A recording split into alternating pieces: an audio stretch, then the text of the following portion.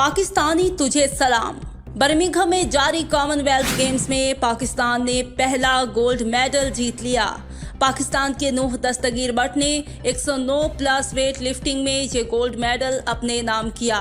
नूह दस्तगीर but ने मजमूई तौर पर 405 किलोग्राम वजन उठाकर गोल्ड मेडल जीता। नूह दस्तगीर ने स्नेच में 173 जबकि क्लीन एंड जर्क में 232 किलो वजन उठाया। इससे कबल पाकिस्तान के लिए पहला मेडल जोडू में शाह हुसैन शाह ने जीता।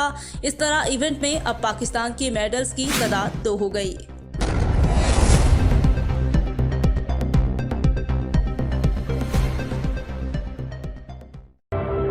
Gold medalist and Commonwealth Games champion representing Pakistan, Mohammed Nurbat.